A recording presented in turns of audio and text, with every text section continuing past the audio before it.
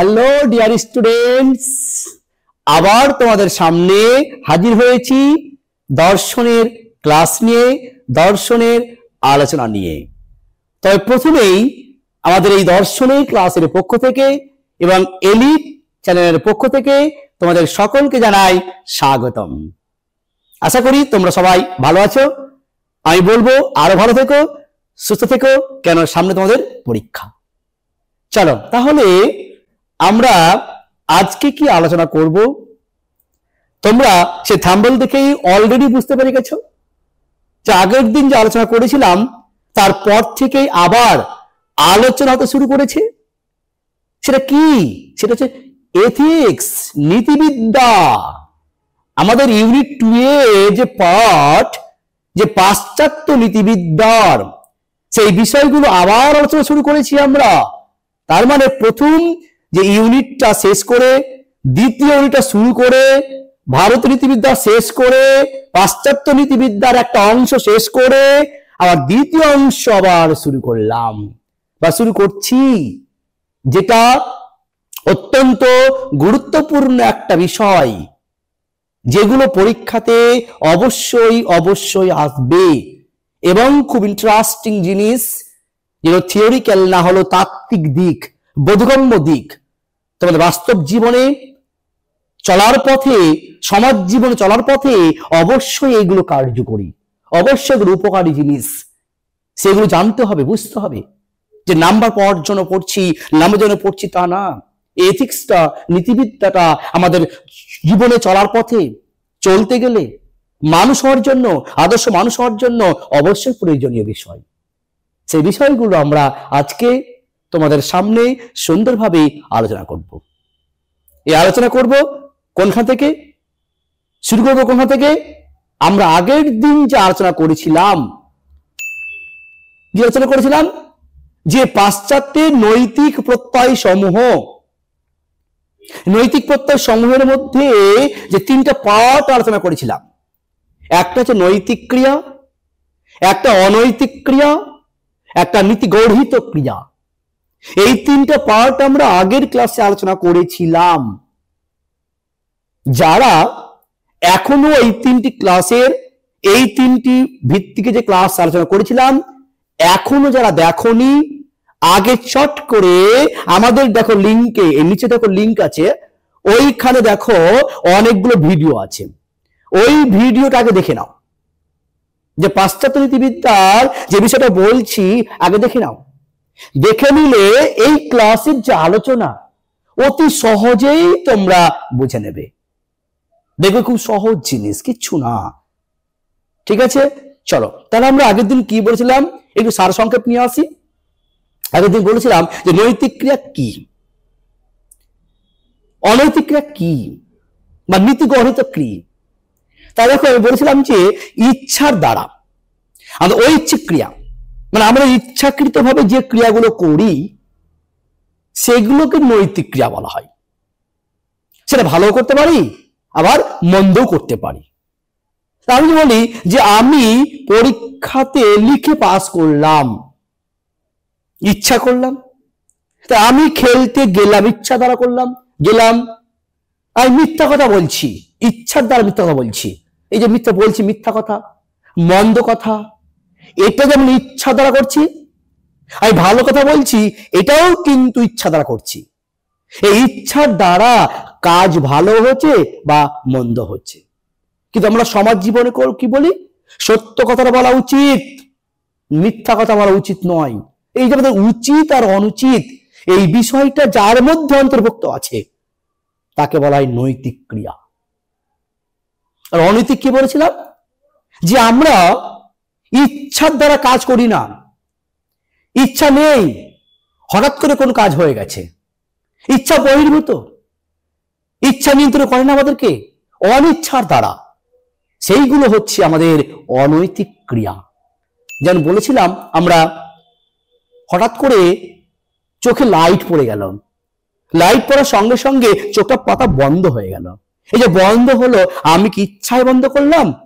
না, সেটা অটোমেটিক্যালি বন্ধ হয়ে গেল।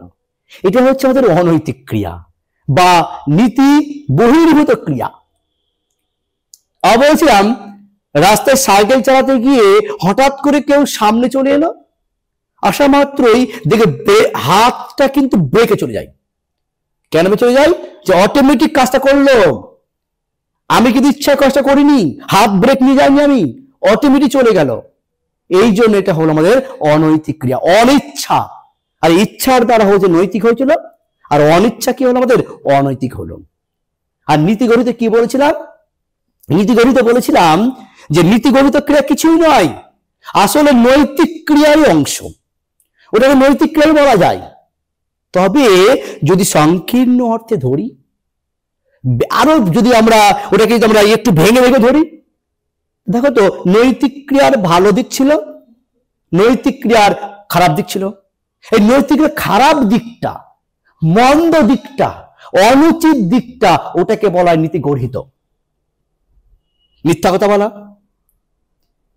পরীক্ষা নকল করা, চুরি করা, এইগুলো নৈতিক দিক। অনৈতিক, সরি বললাম অনৈতিক না, সে নৈতিকের মধ্যে খারাপ দিক।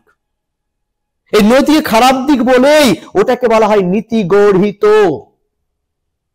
তাহলে আমরা যেটা বুঝতে পারলাম, ইচ্ছার দ্বারা ভালো কাজ, ইচ্ছার দ্বারা খারাপ কাজ, অনিচ্ছার দ্বারা কাজ, এই তিনটা জিনিস, নৈতিক, অনৈতিক আর নীতি গর্হিত।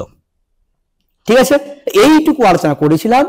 আর আজকে আমরা আলোচনা করব তারপর থেকে, মানে উদ্দেশ্য, অভিপ্রায়, ভালো মন্দ, উচিত অনুচিত এবং ন্যায় বিচার, এই বিষয়গুলো যে আছে আমরা তারপর থেকে আজকে আমরা আলোচনা করব।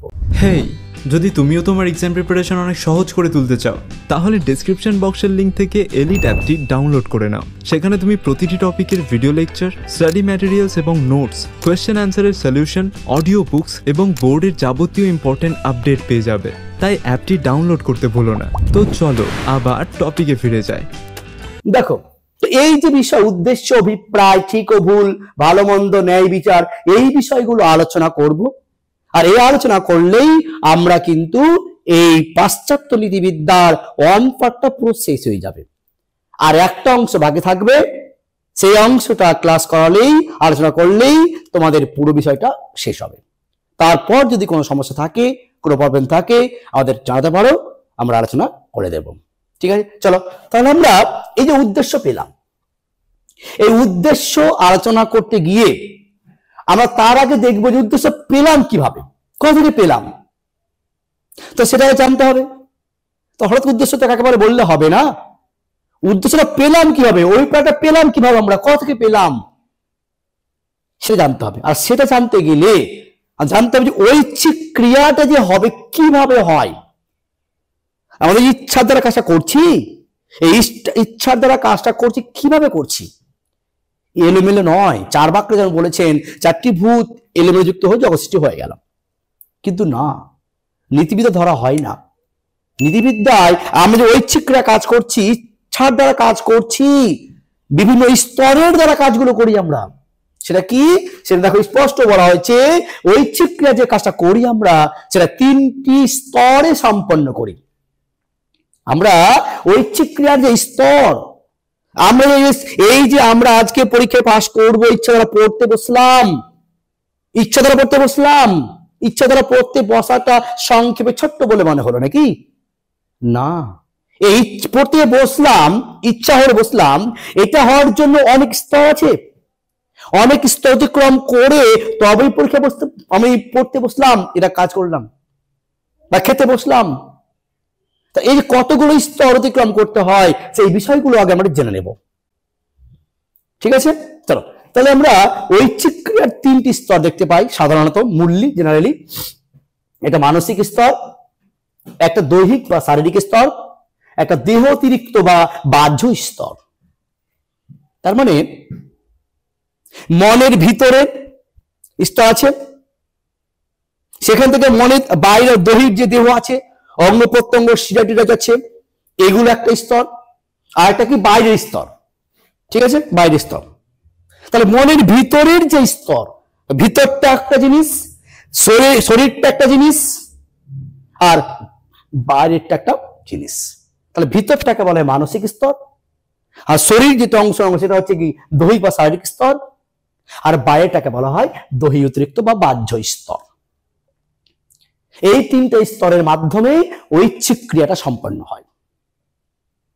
এবার ভিতরের যে স্তর, এর আবার অনেক উপস্তর আছে। তাহলে মানসিক স্তরে এই এতগুলো উপস্তর আছে, এতগুলো ধাপ পার করে আমরা মানসিক স্তরটা কমপ্লিট করি, তারপরে আমরা পৌঁছাই দৈহিক স্তরে। তাহলে মনে রাখবে, আগে আমাদের মানসিক স্তর তৈরি হয়, তারপরে তৈরি হয় দৈহিক স্তর, সেখান থেকে তৈরি হয় আমাদের দেহ অতিরিক্ত বা বাহ্য স্তর। ঠিক আছে? কেমন জিনিস সেই বিষয়টা আমরা আবার এইটুকু বলবো, যে উদাহরণ দিয়ে বিষয়টা আমরা বোঝার চেষ্টা করব।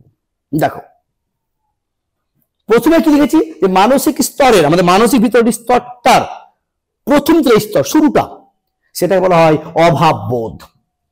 তাহলে মানসিক স্তরের প্রথম স্তরটাকে হচ্ছে অভাব বোধ। কি অভাববোধ? ধরো আমাদের ভিতরে অনেক অভাব বোধ আছে, যেটা হয়তো আমি জানি না, আমি বুঝতেই পারি না, অনেক অভাব আছে। যেমন ধরো, তোমরা পড়াশোনা করছো, ছোট্ট বয়সে পড়াশোনা করেছিলে, যখন ছোট বয়সে পড়াশোনা করছিলে, তখন তোমার ভিতরে যখন পরবর্তীকালে ওই চাকরি পাওয়ার, ব্যবসা করার, ইনকাম করার এই যে অভাব দেখা গেছিল, তখন কি ছিল না? হ্যাঁ, তখন ছিল। তার মানে আমরা পড়াশোনা করার পর বুঝতে পারলাম আমি এই চাকরিটা পেতে চাই, বড় হয়ে বুঝতে পারলাম আমি এই মোবাইলটা কিনতে চাই। অভাব আছে। তার মানে কি অভাব আগে থেকে আছে, আমাদের মনের ভিতরে না অনেক অভাব আছে, যেটা বুঝতে পারি না। কিসের অভাব? কোন অভাব? পরবর্তী আস্তে আস্তে বুঝতে পারি। তার মানে আমাদের মনের ভিতরে একটা অভাব, প্রত্যেকেরই কিছু না কিছু অভাব আছেই, যেটা আমরা বুঝতে পারি না যে এইটার অভাব, এটার অভাব। তবে পরবর্তীকালে অভাবটা কি বুঝতে পারি। তার কি বলবো, যে মনের ভিতরে মানুষের স্তরে অভাব বোধ থাকে, বোধ মানে জ্ঞান, অভাবে জ্ঞান থাকে, এটাকে বলা হয় অভাব বোধ। আর এই অভাব বোধ, সেটা আমরা বুঝতে পারি না, স্পষ্ট ভাষায় বলবে এটার অভাব, এটার অভাব বুঝতে পারি না। অভাব আছে, তবে কিসের অভাব? এই বর্তমানে কালের বস্তুর অভাব বা ভবিষ্যতের কোন বস্তুর অভাব। তাহলে অতীতের বলবো না আমরা। তাহলে বর্তমান কালের যে বিষয়বস্তু আছে, টেবিল চেয়ার, বই খাতা, মোবাইল, ল্যাপটপ, যা কিছু হোক না কেন, এর অভাব। আর ভবিষ্যতে কি মুক্তি পেতে চাই, আর চাকরি পেতে চাই ভবিষ্যতে, ওইগুলো হচ্ছে অভাব। এর বর্তমান কালের বিষয়বস্তুর আর ভবিষ্যৎ কালের বিষয়বস্তুর অভাবটা আছে, কিন্তু সঠিক অভাবটা কি জানতে পারি না। এই জন্য মানসিক অভাববোধটা আছে। এবার এই অভাববোধ থেকে তৈরি হয় আমাদের কামনার স্তর। কেমন জিনিস? কেন অভাব থেকে সৃষ্টি হয় কামনা, কামবস্তু। ধরো আমাদের যখন এই আস্তে আস্তে অভাববোধ থেকে একটু স্তরটা আরো আসছে, গাঢ় হচ্ছে, তখন ইচ্ছে কি, যখন বড় হচ্ছি, আমার মোবাইল তো নেই, একটা মোবাইল নিতে হবে। এই যে মোবাইল নিতে হবে, তার মোবাইল যে বস্তুটার, ওটাকে বলা হয় কাম্য বস্তু, কামনার বস্তু। তাহলে আমাদের এই মোবাইলটা কিনতে হবে, নিশ্চয় আগে অভাব ছিল ওখানে। তার মানে এখান থেকে যে মোবাইল কিনতে হবে, তার অভাব বোধটা ছিল বলেই বলছি আমরা যে মোবাইল কিনতে হবে, ল্যাপটপ কিনতে হবে, তাই না? এই যে নাম, বস্তুর নাম, তার মানে এখান থেকে আমরা বস্তুর নামগুলো পাই, যে বস্তুর নামগুলো পাই, এটা নিতে হবে, এটা নিতে হবে। তা এই অভাব বোধ থেকে তৈরি হলো আমাদের কামনার বস্তু, কামনার স্তর। এখান থেকে আমরা বুঝতে পারি কোন বস্তুর নামগুলো, আর ওই বস্তুগুলোই কিন্তু অভাব বোধ দূর করতে পারে। যে বস্তুটা বলবো, ধরো আমার ইচ্ছা হলো মোবাইল নেব, অভাব আছে, মোবাইলটা নিলেই অভাবটা দূর হয়ে গেল। ইচ্ছা ল্যাপটপের অভাব, ল্যাপটপ নেব, ল্যাপটপটা পেলেই কিন্তু অভাবটা মুক্ত হয়ে যাবে। তার মানে এই বস্তুটা, তার কামনার স্তরটা, যে বস্তুটা, ওটা পেলেই কি দূর হয়ে যাবে? অভাববোধ দূর হয়ে যাবে। তার মানে এই কামনার স্তর কোনটা? অভাববোধ, এই ধারণা। আর ওই অভাবটা পূরণ করতে পারে যে বস্তুটা, ওর ধারণা, এই দুটো ধারণা মিলিয়ে যে স্তরটা, সেটা হলো আমাদের কামনার স্তর। বুঝলাম? তাহলে কামনার স্তর হলো, তাহলে কামনার স্তর, তাহলে একটা করে বস্তু, টেবিল, চেয়ার, বই, খাতা, মোবাইল, ল্যাপটপ, সবের কি কামনা বস্তু। এবার এই কামনার বস্তু থেকে তৈরি হয় আবার কামনার দ্বন্দ্ব। তার মানে কি, অনেকগুলো যখন ভিতরে নেই, তার ইচ্ছা হলো মোবাইল নেই, নেব, ল্যাপটপ নেই, অভাব, কি কম্পিউটার নেই, অভাব, আইফোন নেই, অভাব। তখন এই যে ল্যাপটপের, মোবাইলের, কম্পিউটারের, আইফোনের অনেকগুলো কামনার বস্তু এসে যুক্ত হয়, তখন আমি নেব কোনটা, নেব কোনটা, তখন দ্বন্দ্ব সৃষ্টি হয়ে যায়, মনের ভিতরে দ্বন্দ্ব সৃষ্টি হয় কোনটা নেব। যদি এটা একটা এক্সাম্পল আরেকটা বলি, দেখা হলো তোমাদের কামনার ভিতরে তোমার কেউ একটা বন্ধু বললো, এই চল কালকে মেলা আছে, মেলা ঘুরতে যাব। তখন তুমি আরেকটা মনে মনে ইচ্ছা হলো, না আজকে পড়তে হবে, পড়াটা হয়নি, তাহলে মেলা যাব অভাব, আর পড়াটা হয়নি অভাব। তাহলে পড়াটা হয়নি, পড়তে বসবো একটা বস্তু, একটা বিষয়, আর মেলা যাবো একটা বিষয়। ওই দুটো বিষয় নিয়ে মনে দ্বন্দ্ব লেগে গেল, কোনটা যাব। এই যে দ্বন্দ্ব লাগলো, ওটাকে বলে কামনার দ্বন্দ্ব। তার প্রথমে ছিল অভাব বোধ, সেখান থেকে আমরা বস্তু পেলাম, সেখান থেকে বিষয় পেলাম, স্তর পেলাম। এখানে অনেকগুলো, এখানে কিন্তু অনেকগুলো কামনার বিষয়, কাম্য বস্তু বিষয়। এখানে এদের বিষয়ের মধ্যে দ্বন্দ্ব শুরু হলো, কোনটাকে নেব, কোনটাকে ছাড়বো, আমরা পড়তে বসবো না মেলা যাব। এই যে দ্বন্দ্ব, পড়তে বসবো না একটু মোবাইল ইউজ করব, এই নিয়ে দ্বন্দ্ব শুরু হলো মনের ভিতর স্তরে। এটাকে বলা হয় কামনার দ্বন্দ্ব। তা দেখো তো, অভাব না থাকলে কামনা বস্তু আসতো না, কামনা বস্তু না থাকলে দ্বন্দ্ব হতো না। এবার দেখো, দ্বন্দ্ব এখন হলো তখন বিবেচনার স্তর। তা যখন দ্বন্দ্ব শুরু হয়ে গেল, তখন মনে মনে বিবেচনা করছি, বিচার বিশ্লেষণ করছি যে কোনটা নিলে ভালো, কোনটা নিলে খারাপ, এটা বিবেচনা বলা হয়। তাহলে মনের যে স্তরে কামনার বস্তুগুলো দ্বন্দ্ব শুরু হয়েছিল, সেগুলোকে বিবেচনা করতে হয়। যে স্তরে বিবেচনা করা হয় সেটা হলো বিবেচনার স্তর। তারপর সেটা কি হলো, সিদ্ধান্ত গ্রহণের স্তর। তার মানে কি, যখন বিবেচনা করলাম, বেছে নিলাম যে না পড়াশোনা করলে একটা জিনিস, আর মেলা দেখলে, তাহলে পড়াশোনা করলে পরীক্ষায় পাস করবো, ভালো রেজাল্ট করবো, অতএব মেলা দেখলে তো কিছু হবে না, খাওয়া দাওয়া, ঘুরা আড্ডা, গল্প এই হবে, না না না, তাহলে আমি সিদ্ধান্ত নিই যে পড়তে বসবো। এই যে পড়তে বসবো, এটা সিদ্ধান্ত গ্রহণ করলাম, যে স্তরটা মনের গ্রহণ করলাম, সেটা হলো আমাদের সিদ্ধান্তের স্তর। তাহলে আমরা যে পড়াশোনা করতে বসবো, এই সিদ্ধান্ত গ্রহণটা বলা হয় স্তর। আর ওই যে গ্রহণ করলাম যে একটাকে বস্তু পেলাম, তা সে পড়তে বসবো, বাইরে আমার ভিতরে, মনের ভিতরে, এই যে গ্রহণ করলাম, তখন ওই বস্তুটা পড়তে বসবো, ওই বস্তুটা সেটা হয়ে গেল আমাদের উদ্দেশ্য স্তর। একটা বস্তু, আর বসলে তা আমাদের ওইখান বস্তু, সেটা যে কোনো হতে পারে, চাকরি ক্ষেত্রে হতে পারে, ব্যবসা করতে হতে পারে, যে কোনো ক্ষেত্রে হতে পারে। তাহলে আমার অনেকগুলো ভিতরে বিষয় আছে, সেগুলো যে কোনো একটাকে আমরা বেছে নিলাম, সিদ্ধান্ত গ্রহণ করলাম, না আমি পড়তে বসবো। তাহলে পড়তে বসার যে আমাদের জিনিসটা, মনে মনে একটা উৎসাহ জাগলো, তাহলে আমাদের উদ্দেশ্য জাগলো, যে উদ্দেশ্য কোনটা পেলাম, যেটা সিদ্ধান্ত নিলাম, সেটাই হচ্ছে উদ্দেশ্য, সেটাই হচ্ছে আমাদের উদ্দেশ্য, লক্ষ্য, প্রেরণা। কেন উদ্দেশ্য? কারণ চাকরি পাওয়ার যে বিষয়, পড়তে বসার যে বিষয়টা, সেটা থেকেই আমাদের কর্মে প্রবৃত্ত করবে। মনে মনে ভাবলাম পড়তে বসবো, মানে কি এবার মনটা উগ্র করবে না পড়তে বসছি। তাহলে এই যে, তার মানে উদ্দেশ্য স্তর বুঝতে পেরে গেলাম যে হ্যাঁ পড়তে বসবো, তাহলে পড়তে বসার জন্য মনকে প্রবৃত্ত করছে, এটা হলো উদ্দেশ্য স্তর। অভিপ্রায়টা কোনটা? এই উপায় অবলম্বন স্তর।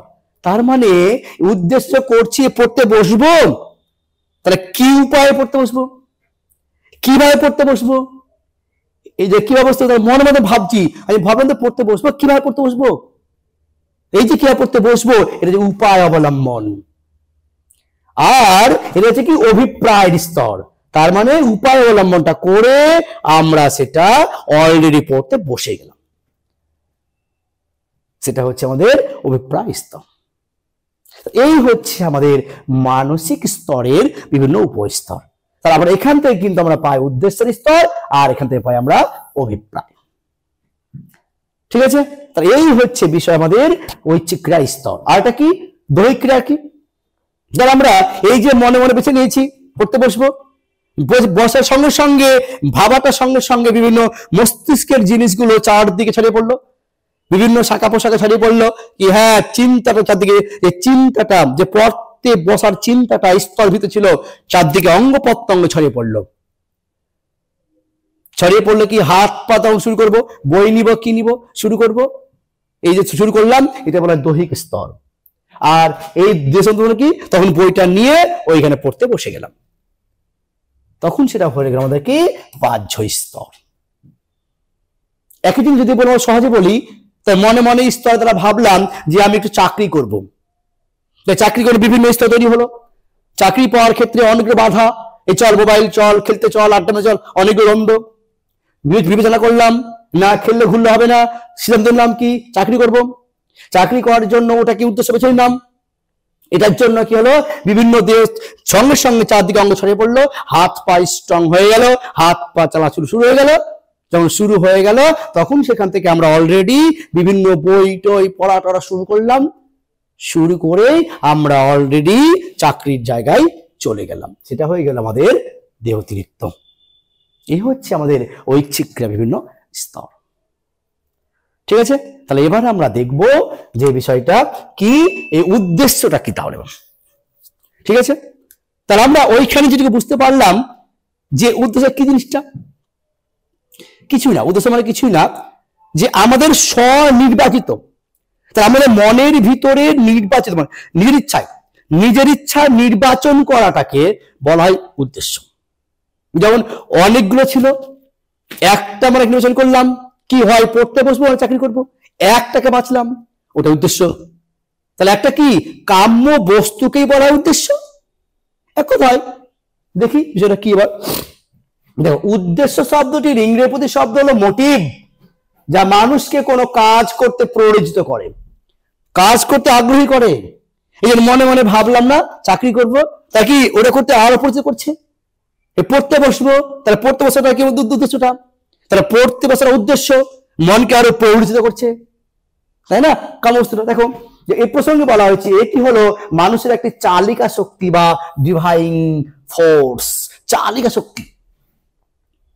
আমাদের মনে অনেক যখন কাম বিষয় ছিল, তার মধ্যে একটাকে চেষ্টা করলাম না যে পড়তে বসবো, তাই এই পড়তে বসা যে উদ্দেশ্যটা, ওই উদ্দেশ্য কি করছে পড়তে বসে নিয়ে যাচ্ছে, পড়তে বসবো, এই যে চালিকা শক্তি করছে, ওই চালিকা শক্তি করছে বলে ওটা হয়ে গেল উদ্দেশ্য। ঠিক আছে, দেখো উদ্দেশ্য হলো এমন একটি মানসিক অবস্থা যা ব্যক্তিকে একটি কাজ করতে বাধ্য করে। এই যে আমার পড়তে বসবো, পড়তে বসতে বাধ্য করছে, তাই না, অনেকগুলো থেকে বাদ দিয়ে যে এই কাজের পিছনে একটি মানসিক আবেগ কাজ করে, তাই না। তার আমাদের ভিতরে যে অনেকগুলো ছিল, তার একটা করে বেছে নিয়ে সেটার প্রতি আমরা কাজ করতে প্রবৃত্ত করছে, প্ররোচিত করছে। তাহলে অনেকগুলো, হ্যাঁ এবার যদি বলে ভিতরে অনেক থাকে, ধরো তুমি চতুর্মুখী রাস্তায় আছো, এদিকে রাস্তা, এদিকে রাস্তা, এদিকে রাস্তা, সবই রাস্তা, তুমি মনে ভাবছো কোন দিক যাবো, তখন তুমি মনের ভিতরে দ্বন্দ্ব শুরু হলো, কি বলো, তো দ্বন্দ্ব হতে গিয়ে তখন তুমি ভাবছো না বিবেচনা করতে হবে, এদিকটা রাস্তা মানে ভালো নয়, এদিকটা খারাপ, এই যা যাবে না, মনে তুমি ভাব বিবেচনা করছো। বিবেচনা করার সঙ্গে সঙ্গে তুমি সিদ্ধান্ত করলো না এদিকে ভালো, এদিকে নিব, এই যে দিকটা ভাবলাম, তো এই দিকটা যখন ভাবার সঙ্গে সঙ্গে এই দিকে যাওয়ার জন্য একটা প্রস্তুত করছে, আর ওটাই হচ্ছে উদ্দেশ্য। তো যেটা মনে মনে বেছে নেওয়া তা কি স্বনির্বাচিত, মানে নিজে নিজে ইচ্ছার দ্বারা নির্বাচন করলাম যে বিষয়টা, যে কাম্য বস্তুটা, সেটাই হলো উদ্দেশ্য। আমি মনে মনে অনেকগুলো দিক আমার কাছে অফার এলো, আমি খেলতে যাব, পড়তে যাব, আড্ডা মারতে যাব, চাকরি করব, অনেক বিষয় হলো, অনেকগুলো বিষয় থেকে আমরা একটাকে বেছে নিলাম, আমি চাকরি করব, ওটাই উদ্দেশ্য। তো এটা কি চাকরি করব এই বিষয়টা কাম্য বস্তুটা ওটা পাওয়ার জন্য কি করতে হবে? মোটিভ পেছনে লাগাবে, কর্মে প্রবৃত্ত করে। উদ্দেশ্য হলো এমন জিনিস যে আমাদের কর্মে প্রবৃত্ত করে, কর্মে চালিত করে। ঠিক আছে, দেখো তো এই যে উদ্দেশ্য, লক্ষ্যটা এটা। এই যে কাম্যবস্তুটা আছে এটা যা আমরা কি করছে? কর্মে প্রবৃত্ত করছে, চেষ্টা করছে আমাদের। চাকরি কি সহজে পাওয়া যায়? মনের ভাবনা, সে ভাবার জন্য কি হয়? উদ্দেশ্য আছে বলে যাচ্ছে এখন আমরা না, তাই যে করে প্রবৃত্ত করছে, প্রবৃত্ত করছে, এটা হচ্ছে আমাদের উদ্দেশ্য। চলো নেক্সট দেখি এবার অভিপ্রায় কি। আগে বলি অভিপ্রায়। দেখো তো উদ্দেশ্য কি বললাম? কাম্য বস্তু। চাকরি করব মনে মনে ভাবলাম, তা চাকরি করব কাম্যবস্তু, পড়তে বসবো কাম্যবস্তু, ব্যবসা বাণিজ্য করবো, ইনকাম করবো কাম্যবস্তু। তো এই কাম্যবস্তুগুলো আমরা লাভ করব কিভাবে? কি উপায়ে লাভ করব? আর লাভ করার ফলে ফলটাই বা কি হবে? এই যে তিনটা স্তর, তাহলে তিনটা জিনিস, একটা কাম্য বস্তুটা, লাভ করব কিভাবে, লাভটা, উপায়টা, আর ফলাফলটা কি হবে, এই তিনটা মিলিয়ে কাম্য বস্তুর ধারণা, কাম্য বস্তুর লাভের ধারণা, আর কাম্য বস্তুর লাভের যে লাভের উপায়টার ধারণা, আর ফলাফলটার ধারণা, এই তিনটা ধারণা মিলিয়ে যে বিষয়টা পাই সেটা হলো অভিপ্রায়। তার মানে মনে মনে ভেবে নিলাম যে আমি চাকরি করব, এটা কার বস্তু? আমার বস্তু, আমি চাই, এটা হয়ে গেল আমাদের উদ্দেশ্য। কি চাকরি পেতে গেলে পড়তে হবে, অনেক বই পড়তে হবে, অনেক জায়গায় পড়তে যেতে হবে, অনেক নোট নিতে হবে, অনেক জায়গায় যেতে হবে, মোবাইলে পড়তে হবে, অনেক পড়তে হবে, অনেক আলাদা বই পড়তে হবে। এই যে উপায়গুলো, উপায়ের পর চাকরি পাওয়ার পর আমি কি করব, কি ফলটা কি হবে, ভালো না খারাপ, এই সমস্ত দিক নিয়ে যে আলোচনা করে সেটা হলো অভিপ্রায়। তাহলে এটুকু তো বলো তো উদ্দেশ্য সংকীর্ণ না অভিপ্রায় সংকীর্ণ? নিশ্চয় বুঝতে পেরেছো, উদ্দেশ্য একটা, কাম্য বস্তুটা, আর অভিপ্রায় মানে কি সবগুলো। তার কাম্য বস্তু, কাম্যবস্তু লাভের উপায়, কাম্যবস্তু লাভের ফলাফল, তিনটা মিলিয়ে এগুলো কি উদ্দেশ্য অপেক্ষা অভিপ্রায় অনেক ব্যাপক। বুঝতে পারছো? দেখে নি এবার কি দেখি বিষয়টা কি বলতে চাইছে। দেখো অভিপ্রায় উদ্দেশ্য অপেক্ষা অধিকতর ব্যাপক বললাম। মানসিক স্তর, যে মানসিক স্তরে উদ্দেশ্য, উপায়, সম্ভাব্য পরিণাম, ফলাফল, মানে উদ্দেশ্যটা, উপায়টা আর পরিণাম বা ফলাফলটা সম্পর্কে ধারণা থাকে তাকেই অভিপ্রায় বলে বললাম। যেখানে কাম্যবস্তু উদ্দেশ্যটা আর উপায়টা আর ফলাফলটা যার মধ্যে আছে সেটাই বলা হচ্ছে অভিপ্রায়। দেখো এটি নৈতিক, অবশ্য নৈতিক ইচ্ছার, নৈতিক ক্রিয়ার শেষ মানসিক স্তর। তার মানে দেখো তো কাম্যবস্তু, উপায়, ফলাফল কি কিছু নেই, ওটা শেষ স্তর। দেখো এই ব্যক্তির অভিপ্রায় হলো তার সমগ্র নৈতিকতার পরিচয়। এই পথটা নেই না, সমগ্র কেন বললাম? যে কাম্যবস্তু, তার উপায়, তার ফলাফল, এই সমগ্রটা মিলেই তো নৈতিক বিচারের যে বিষয় সেটা অভিপ্রায়। তার সমগ্র তো বিষয় তো অভিপ্রায়, এই জন্য সমগ্রকে বলা, অভিপ্রায়কে ধরা হয় সমগ্র অংশ, এরপর আর কিছু নেই, এটাই শেষ স্তর। ঠিক আছে, চলো দেখো একটা এক্সাম্পল দিয়ে বিষয় বুঝি। দেখো যে ছেলের কল্যাণের জন্য পিতা ছেলেকে শাস্তি দেয়। বুঝো ভালো করে, কার জন্য? ছেলের কল্যাণ। বুঝো, ছেলের কল্যাণের জন্য কে দিচ্ছে? পিতা ছেলেকে শাস্তি দিচ্ছে। এখানে পিতার উদ্দেশ্য কি? ছেলের কল্যাণ, ছেলের কল্যাণটা উদ্দেশ্য। অভিপ্রায় কি হলো? ছেলের কল্যাণ তো আছে, তার সঙ্গে সঙ্গে শাস্তি দেওয়াটা, তাহলে শাস্তি দেওয়াটা উপায়, শাস্তি দিলে কল্যাণ হবে। উপায়টা কি হলো? শাস্তি দেওয়া। আর ছেলের কল্যাণটা উদ্দেশ্য, তার উদ্দেশ্য আর উপায়কে যোগ করবে কি বললাম একটু আগে? অভিপ্রায়। তার মানে অভিপ্রায় অনেক বৃহৎ। বুঝতে পেরেছ? তাহলে এই হচ্ছে আমাদের অভিপ্রায়। এবার দেখি তাহলে উদ্দেশ্য আর অভিপ্রায়ের মধ্যে পার্থক্যটা কি। এই পার্থক্য বুঝতে পারলেই আরো ধারণা পুরো ক্লিয়ার হয়ে যাবে। দেখো, উদ্দেশ্যের পরিধি অভিপ্রায় অপেক্ষা অত্যন্ত সংকীর্ণ। মানে এখানে বলছে উদ্দেশ্যটা সংকীর্ণ কম আর অভিপ্রায়টা অনেক বড়। তার মানে অভিপ্রায় সংকীর্ণ, কেন সংকীর্ণ? উদ্দেশ্য তো একটা পার্ট, কাম্যবস্তু বা ধারণা। অভিপ্রায় কি তিনটা, কাম্যবস্তু, ধারণা, কাম্যবস্তু লাভের উপায় আর কাম্যবস্তুর ফলাফল, তিনটা মিলিয়ে তাহলে ওর চাইতে সংকীর্ণ এটা। এই জন্য উদ্দেশ্যের পরিধিটা অভিপ্রায়ের অপেক্ষা সংকীর্ণ। তো এটা কি হবে? অবশ্য ব্যাপক, অবশ্য ব্যাপক, অত্যন্ত ব্যাপক। আসলে হয়েছে, দেখো, উদ্দেশ্য কর্তার নিজস্ব মনে অবস্থান থেকে সৃষ্টি হয়। উদ্দেশ্য কর্তার, তার উদ্দেশ্য কর্তা নিজস্ব মনে। তার মানে যখন আমি চাকরি করব, পড়তে বসবো, খেতে বসবো, নিজের মনে না, নিজের মনে স্বইচ্ছায়, নিজের মনে স্বনির্বাচিতটাকে স্তরটাকেই উদ্দেশ্য হইতে বলা হয়। এই জন্য কি নিজের মনের সৃষ্টি হয়, মন থেকে সৃষ্টি হয়। এটা কি হয়? অভিপ্রায় সৃষ্টি হয় বাইরের জগতের কর্তার দ্বারা, পূর্ব সৃষ্ট প্রত্যাশিত ফলের দ্বারা।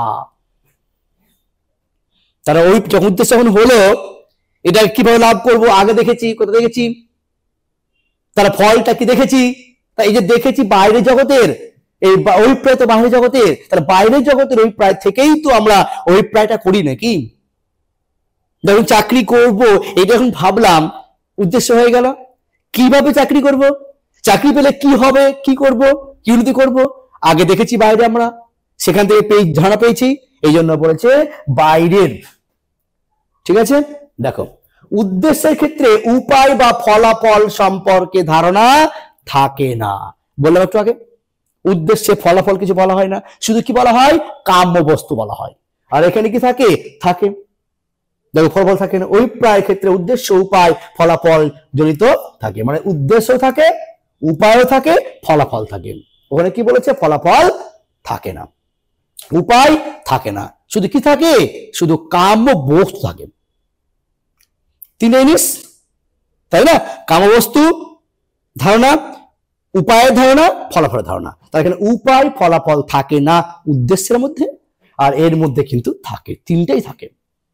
দেখো, ওই উদ্দেশ্য ঐচ্ছিক ক্রিয়ার নিম্নতর স্তরে থাকে, তাই না?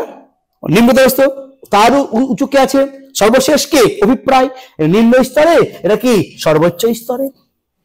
তার উদ্দেশ্যটা আগে, সেখান থেকে কি হয়? অভিপ্রায়টা হয়।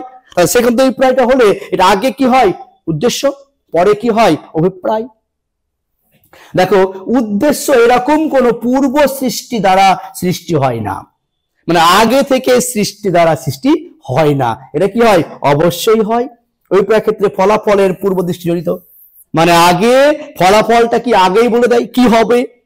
প্ল্যানিং, চাকরি করলে চাকরি পেলে আমি এই করব, অমুক করবো, তমুক করবো, আগে থেকে সৃষ্টি পূর্ব থেকে। উদ্দেশ্য কিন্তু তা না, উদ্দেশ্য কিন্তু পূর্ব সৃষ্টি দ্বারা হয় না। যখন মনে মনে ভাবি, আগে থেকে সৃষ্টি হয় না। ঠিক আছে, দেখো, যে উদ্দেশ্য অভিপ্রায় একটা অংশ। তার মানে অভিপ্রায় কটা অংশ বললাম? তিনটি অংশ। একটাও কাম্যবস্তু ধারণা, কাম্যবস্তু লাভের ধারণা, উপায় ধারণা, এটা ফলাফলের ধারণা। তাহলে এই তিনটা মিলে যদি উপায় অভিপ্রায় হয়, তাহলে একটা অংশ কি হলো? উদ্দেশ্য। এই জন্য উদ্দেশ্য হলো অভিপ্রায় একটা অংশ। আর অভিপ্রায় কি বলছে? অভিপ্রায়ের সাথে উদ্দেশ্য জড়িত, মানে অবশ্যই ওর সঙ্গে জড়িত, এর একটা অংশ, এটা জড়িত। ঠিক আছে, এই হচ্ছে উদ্দেশ্য অভিপ্রায়ের মধ্যে পার্থক্য। আশা করছি বুঝতে পেরেছ উদ্দেশ্য কি জিনিসটা, অভিপ্রায় কি জিনিসটা। ঠিক আছে, চলো এবার আমরা দেখে নিই পরের বিষয়টা কি আছে। দেখো, এখানে এবার পরের টপিকটা আছে ঠিক ও ভুল বা উচিত ও অনুচিত। ঠিককে বলা হয় উচিত, ভুলকে বলা হয় অনুচিত, বা ইংলিশে হয় রাইট অ্যান্ড রং। কি জিনিসটা? সহজ, সবাই জানি আমরা। অঙ্ক 2 + 2 = 4 হয়, কেউ যদি অঙ্ক 2+2 সমান 4 না করে 5 করে দিল, কি বলি এই ভুল হয়ে গেল। আর কেউ 4 করলে হ্যাঁ ঠিক হলো, জানি। কিন্তু নীতিবিজ্ঞানে ঠিক ভুল কি বুঝতে জানতে হবে, ঠিক আছে? চলো তা দেখে নিই নীতিবিজ্ঞানে ঠিক ও ভুল কি বলতে বোঝানো হয়েছে, রং এন্ড রাইট বলতে কি বোঝানো হয়েছে। দেখো, নীতিবিজ্ঞানে উচিত বা ঠিক কথাটির অর্থ হলো বিধিসম্মত। উচিত বলতে বোঝায় নিয়মানুগত বা ন্যায়সঙ্গত। কেমন? ন্যায়সঙ্গত। বিধিসম্মত মানে কি? ধরো তোমাদের স্কুলের একটা নিয়ম আছে যে 10:45 স্কুলে আগে প্রবেশ করতে হয়, প্রেয়ার করতে হয়। 10:45 স্কুলে আগে, 10:45 আগে স্কুলে গিয়ে প্রেয়ার করতে হয়। নিয়ম, বিধি, ন্যায়। সেটাকে যদি মেনে চলা হয় তাহলে ঠিক, ওটাই বলছে ওখানে ন্যায়সঙ্গত। মানে যা নিয়ম আছে সেটাকে মেনে চলা, যা নিয়ম, রুলস, বিধি, ন্যায়, সেটাকে মেনে চলা, তা সেটা মেনে চলে ঠিক।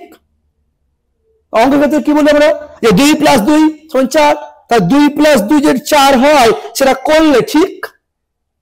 আর নীতিবিজ্ঞানে বলবো আমরা যে যা বিধি আছে, যা নীতি আছে, রীতিনীতি আছে, যা ন্যায় আছে, সেটাকে যদি সম্মত করে মেনে চলা হয়, সেই অনুযায়ী মেনে চলা হয়, তাহলে ঠিক। বুঝা গেছে? দেখো এবারে বলি আমরা, অধ্যাপক লিলেকে সংজ্ঞা দিয়েছেন। কি দিয়েছেন? কোন কাজ কোন নিয়মের সঙ্গে সঙ্গতিপূর্ণ হলে তবেই সেই কাজকে ঠিক কাজ বা উচিত কাজ বলা যেতে পারে। এটাও বললাম না, কোন কাজ যদি নিয়মের সঙ্গে সঙ্গতি রাখা হয়, মানে এই 2+2 = 4, যদি এই 2+2 = 4 নিয়ম মেনে 4ই করা হয়, তাহলে ঠিক কাজ বা উচিত কাজ বলা যেতে পারে। আবার কি বলছে? যে কাজ বিধিসম্মত তাই হলো উচিত কাজ। বিধি বা নিয়ম, নীতি, আমরা যা নিয়ম শৃঙ্খলা আছে, যা রুলস আছে, সেগুলো যদি সম্মত হয়, সেগুলো যদি মেনে মেনে চলা হয়, তাহলে ঠিক। এক কথায় বিধিসম্মত কাজটাই, নীতিসম্মত কাজটাই, ন্যায়সঙ্গত কাজটাই হলো ঠিক বা উচিত। আর যে কাজ বিধিসম্মত নয় বা ন্যায়সঙ্গত নয়, তাই হলো অনুচিত। সিম্পল। তা যা বিধিসম্মত নয়, নিয়ম মেনে নয়, যে কাজটি নিয়ম মেনে করা হয় না, সেটাই ভুল, অনুচিত। তা যা নিয়ম আছে, যা রীতিনীতি আছে, যা ন্যায় আছে, সেগুলো যদি ঠিকঠাক মেনে চলা হয় তাহলে উচিত বা ঠিক। আর যেগুলো নিয়ম আছে যদি না মেনে চলা হয়, বিধিসম্মত না হয়, ন্যায়সম্মত না করা হয়, তাহলে সেটা কি? বেঠিক বা ভুল বা রং বা অনুচিত। তবে নীতিবিদ্যা এটা বলা হয়েছে যে প্রত্যেককেই অনুচিত কাজ করতে নিষেধ করা হয়। অনুচিত কাজ করা কিন্তু নীতিবিদ্যায় প্রশ্রয় দেওয়া হয় না। প্রত্যেকটা মানুষ, তোমরা প্রত্যেকেই, স্টুডেন্টস থেকে, ছাত্র থেকে, শিশু থেকে, বয়স থেকে, প্রত্যেকে কিন্তু নীতিবিজ্ঞায় স্পষ্ট ভাষায় বলা হয়েছে উচিত কাজ করা উচিত। যার নিয়ম আছে, যা বিধি আছে, সেইগুলো অনুসারে কাজ করতে বলা হয় এই নীতিবিদ্যায়। এই জন্য নীতিবিদ্যা এখানে আনা হয়েছে ঠিক ও ভুল জিনিসটা। আমরা সবাই যেন আজ থেকে, যারা সমস্যায় পড়ো বা ভুল করো, তারা আজ থেকে প্রতিজ্ঞাবদ্ধ করো, আমরা কখনোই অনৈতিক কাজ, আমরা কখনোই যে ন্যায়সম্মত অনুচিত কাজ করব না, বিধি মেনে ন্যায়সঙ্গতভাবে কাজগুলো করব। এটাই হচ্ছে আমাদের উচিত এবং অনুচিত বিষয়টা। ঠিক আছে? এবার দেখি আমরা ভালো ও মন্দ। তাকে একই জিনিস বলে মনে হয়, নীতিবিজ্ঞানে একটু আলাদা হয়েছে বিষয়টা। কি সে দেখো, ভালো মানে গুড, মন্দ মানে ব্যাড। দেখো, ভালো শব্দটি ইংরেজি শব্দ হলো গুড, জানি আমরা, যা এসেছে জার্মান শব্দ গট থেকে, জিউটি গট, যার অর্থ হলো উদ্দেশ্য সাধক রূপে। উদ্দেশ্য সাধক রূপে মানে কি? কাজে কোনো কাজকে তখনই ভালো বলা যায় বা বলা হয় যদি তার লক্ষ্য লাভের জন্য মূল্যবান হয়। তার মানে উদ্দেশ্য সাধক মানে কি? আমার যেটা উদ্দেশ্য সেটা যদি সাধক হয়, সেটা যদি পরিপূর্ণ করতে পারে, সেটা ভালো। আমার যে লক্ষ্য, আমার যে উদ্দেশ্য, যদি কোন জিনিস, সেটা যদি কোনো জিনিস যদি আমার লক্ষ্যটাকে পূরণ করে, লক্ষ্যটাকে সাধন করে, তবেই সেটা ভালো। যেমন বলি, এই কলম তখনই ভালো বলতে পারবো যদি আমার লক্ষ্যটাকে লিখা যদি ভালো হয়। তাহলে আমার লিখা যদি ভালো হয় তবেই বলবো কলমটি ভালো। তাহলে এই যে একটা ঔষধ, ঔষধ একটা, এই ওষুধ তখনই ভালো বলবো আমরা যখন এই ওষুধটি আমার অসুখটাতে সারাতে সাহায্য করবে, আমার রোগটাকে নিরাময় করবে, তখন তাকে ভালো বলবো আমরা। তার উদ্দেশ্য তো, তার মানে লক্ষ্য লাভের জন্য মূল্যবান হয়, আর যেটা লক্ষ্য লাভের জন্য মূল্যবান হবে সেটাই হলো ভালো। কি দেখো, কোন বই যদি চাকরি পাওয়ার জন্য মূল্যবান হয়, তাহলে বাজারে অনেক বই আছে যে পড়ে চাকরি পাওয়ার ক্ষেত্রে উপকার লাগে না, প্রয়োজন হয় না। অনেক বই, হাজার হাজার কোটি কোটি বই আছে যেগুলো চাকরির ক্ষেত্রে আসেই না, প্রশ্ন চাকরির ক্ষেত্রে কোনো প্রয়োজনই নেই। সেই বইগুলো আরে ভালো নয়, নীতিবিজ্ঞানে বলা হচ্ছে। যেই বইগুলো চাকরি পাওয়ার ক্ষেত্রে উপায় অবলম্বন করে, চাকরি পাওয়ার ক্ষেত্রে মূল্যবান, চাকরি পাওয়ার ক্ষেত্রে মূল্যবান, সেই বইগুলোই হচ্ছে ভালো। আর এই জন্য বলা হয় যে আমরা ভালো বই কখন বলি, যখন চাকরি পাওয়ার ক্ষেত্রে ভালো। উদ্দেশ্যটা এখানে চাকরি পাওয়ার ক্ষেত্রে বলছি, সে অন্য ক্ষেত্রে হতে পারে। তাহলে আমার উদ্দেশ্য হলো যে রান্না করা শিখবো।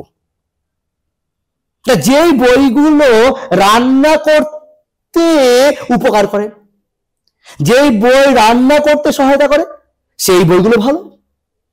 এক কথা, আমি যা আমার উদ্দেশ্য, যা উদ্দেশ্য আমার, সেই উদ্দেশ্যকে পূরণ করতে পারে যে বিষয়গুলো, ওগুলোকে বলবো ভালো। বুঝা গেল? এই হচ্ছে আমাদের ভালো। দেখো নেক্সট আসি আমরা কি জান, দেখো এক কথা কি বলছে, কোন ঐচ্ছিক ক্রিয়ার অভিপ্রায় যদি ভালো হয়, অভিপ্রায় যদি ভালো হয় তাহলে নীতি বিজ্ঞানের সেই কাজকে ভালো বলা হয়। আর ঐচ্ছিক ক্রিয়ার অভিপ্রায় যদি মন্দ হয়, নীতি বিজ্ঞানের সেই কাজকে মন্দ বলা হয়। তার মানে অভিপ্রায়টা মেন কি বলছে, যে অভিপ্রায়টা, যে কাম্যবস্তু, লাভের উপায় আর ফলাফল, এই অভিপ্রায়টা যদি ভালো হয় তাহলে সেই কাজটি ভালো। আর অভিপ্রায়টা যদি মন্দ হয় তাহলে কাজটাও মন্দ। বুঝতে পারছো? এ হচ্ছে আমাদের ভালো আর মন্দ। তবে এখানে নীতিবিজ্ঞানে বলা হয়েছে অভিপ্রায়কে সবসময় ভালোই হওয়া উচিত, আমাদের সবসময় করা উচিত ভালো কাজটাই করা উচিত, মন্দ কাজটাকে পরিহার করা উচিত। ঠিক আছে, এইটা হচ্ছে বিষয় আমাদের আলোচ্য বিষয়। এবার দেখো যে ন্যায় বিচার বা ন্যায় পরায়ণতা, জাস্টিস কি। দেখো এই ন্যায় শব্দটির ইংরেজি প্রতিশব্দ জাস্টিস, যা এসেছে দুটি ল্যাটিন শব্দ, একটা হচ্ছে জাস্টাস, একটা জাস্টিটিয়া। এটা থেকেও এসছে জাস্টিস, আর এটা থেকেও এসছে জাস্টিস। আর এই জাস্টিসটার শব্দ হলো, অর্থ হলো কি সংযোগ সাধন, আর এই জাস্টিটিয়া শব্দ অর্থ হলো সমন্বয় সাধন। এবার একটা অর্থ কি পেলাম, তাই কি একটি সুগঠিত ব্যবস্থার মধ্যে বিভিন্ন মূল্যবানের বা মূল্যবোধের সমন্বয় হলো ন্যায়। তাহলে আমাদের যে অনেকগুলো মূল্যবোধ আছে সে সমন্বিত হবে ন্যায়, একটা নয়, যে অনেকগুলো যে মূল্যবোধ আছে সমস্তকে বলা একসঙ্গে ন্যায়। যেমন এই কলমটা যে ভালো, এই ভালো মূল্যটা ভিতরে আছে, এই ফ্যানটা যে ভালো মূল্য আছে, এই বইটা যে ভালো মূল্য আছে, এই সমস্ত ভালোগুলোকে একসঙ্গে সম্মান সাধন করি, তখন তাকে বলি ন্যায়। তাহলে আমাদের উচিত ন্যায়সঙ্গত ভাবে ওই যে মূল্য সংগত ভাবে প্রত্যেকটা বস্তুর মূল্যগুলোকে যুক্ত করে, অমূল্যগুলোকে পরিহার করে সমস্ত মূল্যবান জিনিসকে নিজের মতো করে মূল্যবান ভেবে আমাদের কাজ করা উচিত, ন্যায়গতভাবে কাজ করা উচিত। এই বলছে এখানে ন্যায় বিচার। সঙ্গে দেখো, ন্যায় বিচার হলো একটি নৈতিক, অবশ্য নৈতিক, ইচ্ছা প্রকাশটা করি আমরা। আবার কি বলছে সামাজিক। কেন সামাজিক? কেননা আমরা যখন এই কোন বিভিন্ন মূল্যবোধ অনুষ্ঠান দেখলে গেলাম, নেতাজি সুভাষচন্দ্র বসুর পতাকা উত্তোলন করছে, তাকে তার জন্মদিবস পালন করছে, তখন তারা কি পালন করে যখন ওর সম্পর্কে আলোচনা করলাম, তার মূল্য পেলাম। সমাজে কাজে লাগবে না? অবশ্য লাগবে।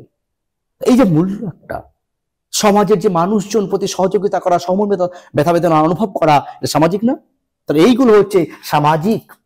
রাষ্ট্রনৈতিক, আর ভারতবর্ষ, এই পশ্চিমবঙ্গের মানুষ যে রাজনীতি, রাষ্ট্র নিয়ে আলোচনা, তার মূল্য আছে না? কোন সরকার ভালো, কোন সরকার খারাপ, কে কি কাজ করছে, এই কাজটা করা উচিত উচিত নয়, এই যে বিষয়গুলো সম্পর্কে মূল্য নেওয়া। তাহলে এই নৈতিক, সামাজিক, রাষ্ট্রনৈতিক এই সমস্ত আদর্শের যুক্ত করলে, মূল্যবোধ যুক্ত করলে তবেই পাই আমরা ন্যায় বিচার। বলছি না যে একসঙ্গে বিভিন্ন মূল্যবোধের সমন্বয়, তার মানে নৈতিকই যে মূল্যবোধ, সামাজিকের যে মূল্যবোধ আর রাষ্ট্রনৈতিক যে মূল্যবোধ আছে, সম্মিলিত করতে পাই আমরা ন্যায় বিচার। বুঝতে পেরেছি? দেখো এবার ওটা কি বলছে, বলছে তাহলে এবার পেলাম যে নৈতিক বিচার কি। তাহলে ন্যায় বিচার কি? দেখো, যে নৈতিক বিচার হলো একটি মানসিক প্রক্রিয়া।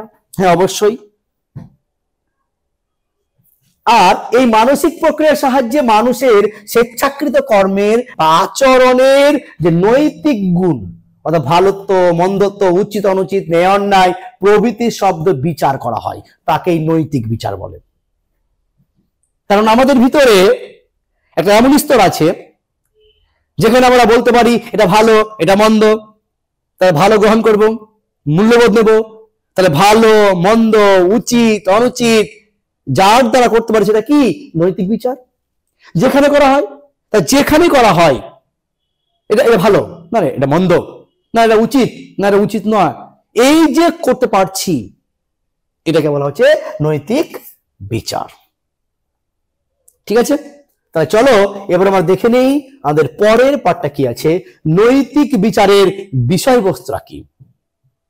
খুব ভালো প্রশ্ন এটা, অনেক পরীক্ষা আসে এটা, নৈতিক বিচারের যে বিষয়বস্তুটা কি। তাহলে দেখো কি বলবো, নৈতিক বিচার হলো একটি মানসিক প্রক্রিয়া, একটু আগে বললাম। আর এই মানসিক প্রক্রিয়ার সাহায্যে মানুষের স্বেচ্ছাকৃত কর্মের, একটু আগে বললাম, যে আচরণের যে নৈতিক গুণ, ভালোত্ব মন্দত্ব, উচিত অনুচিত, ন্যায় অন্যায় প্রভৃতি বিচার করা হয়, তাকে নৈতিক বিচার বলে বললাম। তাহলে বিষয়টা কি? একটা কথা মনে রাখো যে নৈতিক বিচারের বিষয়টা কি, তোমার তিনটা মনে রাখবা। এখানে বিষয়টা কি, এটা দ্বন্দ্ব আছে। কেউ কেউ বলছে উদ্দেশ্য, নৈতিক বিচারের বিষয়টা উদ্দেশ্য, মানে আমি যখন কাম্য বস্তু বা কোনো কামনার বিষয় বস্তু মনে মনে ভাবলাম, তো উদ্দেশ্য। আর ওই কাম্য বস্তু ধারণাকে উদ্দেশ্য যে বলা হয়, ওটাই হলো বিষয়, ওটাই হলো বিচারের বিষয়। কিন্তু পরোক্ষণে আবার কেউ কেউ বলছে না, ফলাফল। তাহলে কাম্য বস্তু লাভ করার ফলে কি হবে, ফলাফলটা কি হবে, সেটাই হচ্ছে বিষয়। মানে কাম্য বস্তু কি উপায় অবলম্বন করলে ফলাফলটা পাবো, ওই ফলাফলটাই হলো বিষয়। অনেকে বলছে না, এই অভিপ্রায় হলো নৈতিক বিচারের বিষয়বস্তু। কেননা নৈতিক বিচারটা কি, উদ্দেশ্য কোনো কাম্য বস্তু প্রয়োজন হয়, আর সেই কাম্য বস্তু থেকে লাভের উপায় আসে, উপায় হওয়ার ফলে সেখানে ফলাফলটা অর্জন করি, এই তিনটা মিলেই তো অভিপ্রায়। তাহলে আমরা ওই পাঠ পাঠ না স্বীকার করে অভিপ্রায়টাই হলো আমাদের বিষয়বস্তু। এই জন্য বলেছেন অভিপ্রায়টাই হলো নৈতিক বিচারের বিষয়বস্তু। ঠিক আছে? তারা কেউ বলছে উদ্দেশ্য, কেউ বলছে ফলাফল, কেউ বলছে অভিপ্রায়। তাহলে আমরা বলতে পারি, এখান থেকে টানতে পারি, নৈতিক বিচারের বিষয়বস্তু তিনটে হতে পারে, উদ্দেশ্য হতে পারে, ফলাফল হতে পারে, অভিপ্রায় হতে পারে। তাহলে প্রশ্ন হলো প্রকৃতকে, মেনকে, তাহলে অবশ্যই বলবো আমরা অভিপ্রায়। কেননা অভিপ্রায় তো উদ্দেশ্যের অন্তর্ভুক্ত আছে, ফল অন্তর্ভুক্ত আছে। তাহলে অভিপ্রায়ের মধ্যে কি আছে? উদ্দেশ্য, আর কি আছে? উপায়, আর কি আছে? ফলাফল। তা তিনটা মিলেই তো অভিপ্রায়। তাহলে অভিপ্রায়কে স্বীকার করলে এইগুলো স্বীকার করার প্রয়োজন নেই। অতএব অভিপ্রায়টাই হলো নৈতিক বিচারের প্রকৃত বিষয়বস্তু। দেখো এবার দেখো নৈতিক বিচারের প্রকৃত বিষয়বস্তু অবশ্যই অভিপ্রায়, তাই না? তাহলে অভিপ্রায়কে স্বীকার করলে উদ্দেশ্যকে কি দরকার, উপায়কে কি দরকার, ফলাফল কি দরকার? তিনটা মিলেই তো অভিপ্রায়। তাই অভিপ্রায়কে স্বীকার করলে ওগুলো আর স্বীকার দরকার নেই। অর্থাৎ প্রকৃত বিষয়বস্তু হলো অভিপ্রায়। ঠিক আছে, এবার দেখো কি দিয়েছি, নৈতিক বিচারের কর্তা। আমার যে কর্তাটা কে, এটি কিন্তু অনেক প্রশ্ন আছে। ধর আমি যখন বিচারটা করি, তুমি করো? আমারটা তুমি করো না। যখন তুমি ভাবো কিছু, আমি বিচার করে দিই না। কোন একটা ব্যক্তি বিচার করছে, আমি বলে দিই না। কি করে? তার নৈতিক বিচারের কর্তাকে ব্যক্তি নিজেই, তাই না? যখন আমি কোনো বিচার করি, যখন মনে ভাবি এটা ভালো এটা মন্দ, তখন কি করি? মনে মনে করি, নিজে করি, তাই কি না? তাহলে নিশ্চয় বুঝতে পারছি নৈতিক বিচারের কর্তা কি? ব্যক্তি নিজেই। দেখো যে নৈতিক বিচারের কর্তা হচ্ছে ব্যক্তি নিজেই, অবশ্যই নিজে করে। আর ব্যক্তির নিজের মন বা বিবেকই নৈতিক বিচার করে থাকে, অবশ্যই। চলো আমরা ভাবি না বিবেকটা, না আজকে পড়তে বসবো, মেলা যাব না, মেলা গেলে কিছু আমার পরীক্ষা, সামনে পরীক্ষা আছে, পড়তে হবে, এই বিবেকটা, তাই না? তার নৈতিক বিচারের কর্তারা কে হলো? নিজেই হলো। নিজে কে? মন, বিবেকটাই হলো, এর বিবেকটাই হলো যার কর্তা। ঠিক আছে, এবার দেখো যে ম্যাকেঞ্জি কি বলছেন। ম্যাকেঞ্জি বলছেন নৈতিক বিচারের কর্তা হচ্ছে আদর্শ আমি। আদর্শ আমি, আইডিয়ালিস্ট হয়, আদর্শ আমি। তিনি নিজস্ব ব্যক্তি বলেনি, নিজে বলেননি, তিনি বলছেন কি? আদর্শ আমি। এই নামগুলো মনে রাখবে। হ্যাঁ, ম্যাকেঞ্জি বলছেন নৈতিক বিচারের কর্তা হচ্ছে আদর্শ আমি। আদর্শ কেন বললো? মানে নিশ্চয়ই ভালো মন্দ বাঁচতে পারছে, উচিত বলতে পারছে, ন্যায় অন্যায় বলতে পারছে, এই বলতে পারছে বলেই আদর্শ। আর আদর্শ আমিটাই নৈতিক বিচার করতে পারি। এই জন্য নীলি বলেছেন, সরি ম্যাকেঞ্জি বলেছেন নৈতিক বিচারের কর্তা হচ্ছে আদর্শ আমি। এবার দেখো তো ম্যাকেঞ্জি কি বলছেন। অ্যাডাম স্মিথ কিন্তু বলছেন নৈতিক বিচারের কর্তা হচ্ছে নিরপেক্ষ দর্শক রূপে ব্যক্তি। ব্যক্তি কেমন? নিরপেক্ষ দর্শক রূপে, কোন দর্শক নেই। মানে তার মানে এটা বুঝতে পারছি আমরা যে ব্যক্তি নিজেই, সে আদর্শ আমি হোক আর নিরপেক্ষ দর্শক রূপে হোক, ব্যক্তি নিজেই হচ্ছে কর্তা। তাহলে কি পেলাম? সাধারণ ভাষায়, সাধারণ মতে হচ্ছে ব্যক্তি নিজেই কর্তা।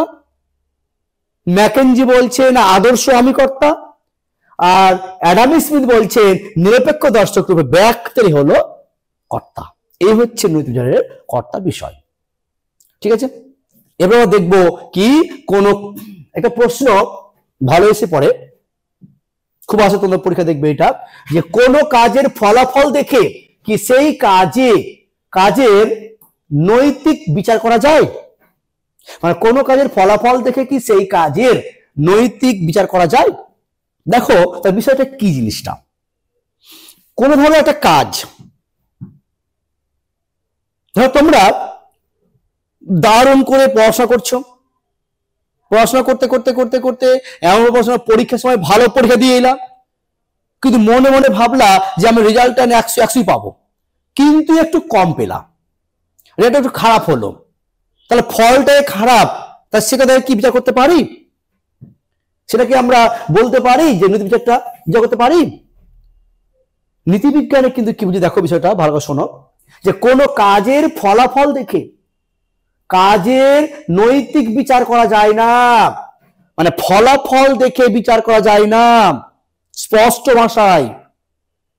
আমরা দেখতে পাই যে মার্কশিটে অনেক গাদা গাদা নাম্বার, কিন্তু কোনো চাকরি পরীক্ষায় বা কোনো মৌখিক জিজ্ঞেস করলে পারে না।